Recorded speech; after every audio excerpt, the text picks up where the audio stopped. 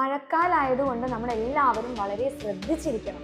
കാരണം എന്താണ്, നമ്മുടെ ചുറ്റും കുറേ രോഗങ്ങളുണ്ട് അല്ലേ. അപ്പോൾ ഇതുവരെ കേൾക്കാത്ത പല രോഗങ്ങളുമാണ് ഇപ്പോൾ റിപ്പോർട്ട് ചെയ്തുകൊണ്ടിരിക്കുന്നത്.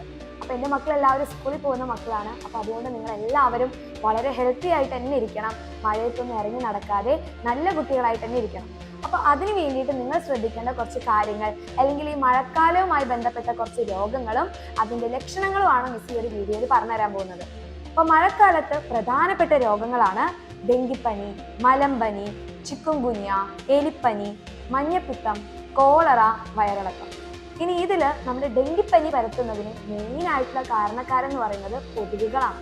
ചിലപ്പോൾ കൊതുകുകൾ ഏറ്റവും കൂടുതൽ എങ്ങനെയാണ് ഉണ്ടാവുന്നത്? കെട്ടിക്കിടക്കുന്ന വെള്ളം ഉണ്ടെങ്കിലും വീടും പരിസരമൊന്നും വൃത്തിയില്ലെങ്കിലും ഒക്കെ ഈ കൊതുകുകൾ കൂടുതലായിട്ട് പെരുകും. അങ്ങനെ ഈ കൊതുകുകൾ വഴി ഉണ്ടാവുന്ന ഏറ്റവും മാരകമായിട്ടുള്ള ഒരു രോഗമാണ് ഡെങ്കിപ്പനി എന്ന് പറയുന്നത്.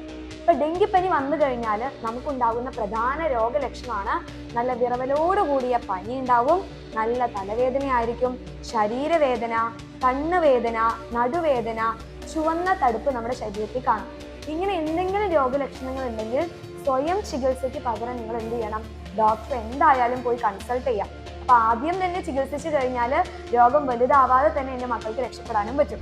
അടുത്തതായി ഏറ്റവും ഒരു ഭീകര രോഗമാണ് മലമ്പനി അല്ലെങ്കിൽ മലേറിയ എന്ന് പറയുന്നത്. അപ്പൊ ഇതിനും കാരണക്കാരൻ നമ്മുടെ കൊതുകുകൾ തന്നെയാണ്. അപ്പൊ മഴക്കാലത്ത് കൊതുകുകളുടെ എണ്ണം കൂടുതലായിരിക്കും. അപ്പൊ ഈ മഴക്കാലത്ത് കൊതുകുകളുടെ എണ്ണം കുറയ്ക്കാനുള്ള കുറേ കാര്യങ്ങൾ നമ്മൾ ഓൾറെഡി നമ്മുടെ വീഡിയോയിലൊക്കെ പറഞ്ഞിട്ടുണ്ടായിരുന്നു. ആ കാര്യങ്ങളെല്ലാം മക്കളെല്ലാവരും കൃത്യമായിട്ട് ചെയ്യുന്നുണ്ടെന്ന് മിസ് എക്സ്പെക്ട് ചെയ്യാണ്.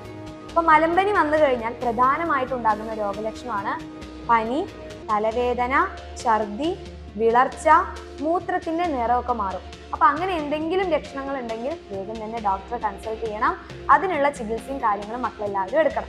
ഇനി അടുത്തതായിട്ട് ശ്രദ്ധിക്കേണ്ട ഏറ്റവും വലിയൊരു രോഗമാണ് ചിക്കുൻഗുനിയ എന്ന് പറയുന്നത്. അപ്പൊ ചിക്കുൻഗുനിയയ്ക്കും കാരണം കൊതുകുകൾ തന്നെയാണ്. അപ്പൊ പലതരം കൊതുകുകളുണ്ട്. ഇപ്പൊ അനോഫിലസ് ഉണ്ട്, ക്യൂലെക്സ് ഉണ്ട്, അങ്ങനെ പലതരം കൊതുകുകളുണ്ട്.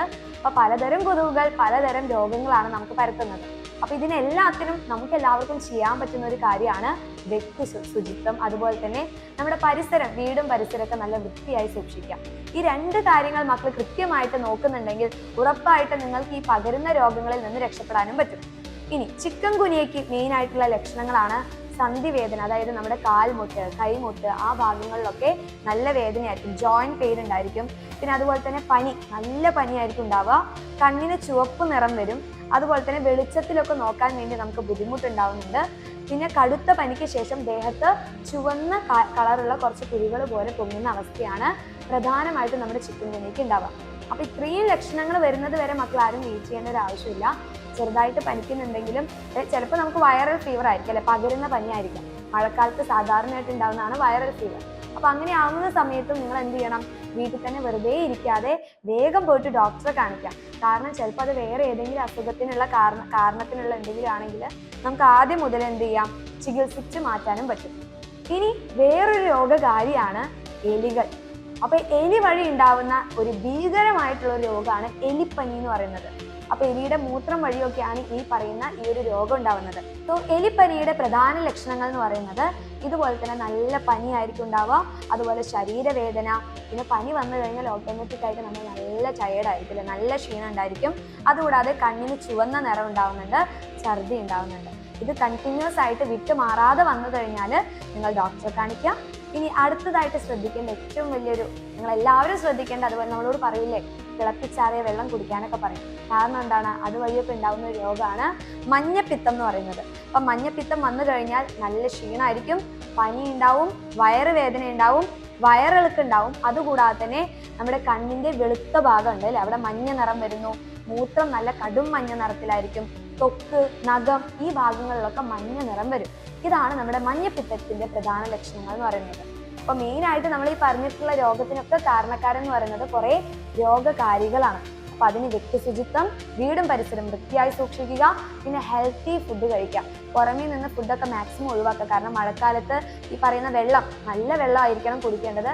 അപ്പൊ നമ്മൾ പുറമേ പോയിട്ട് ജ്യൂസും കാര്യങ്ങളൊക്കെ കുടിച്ചു കഴിഞ്ഞാൽ ഏത് വെള്ളത്തിലാണ് അത് ഉണ്ടാക്കുന്നത് നമുക്ക് ഒരു ധാരണ ഉണ്ടായിരിക്കില്ല. വീട്ടിലാണെങ്കിൽ നമുക്ക് വിശ്വസിച്ച് കുടിക്കാൻ പറ്റും, കാരണം നമ്മുടെ പാരൻസ് നമുക്ക് എല്ലാ കാര്യങ്ങളും ബെസ്റ്റ് ആയിട്ട് തന്നെ തരിക.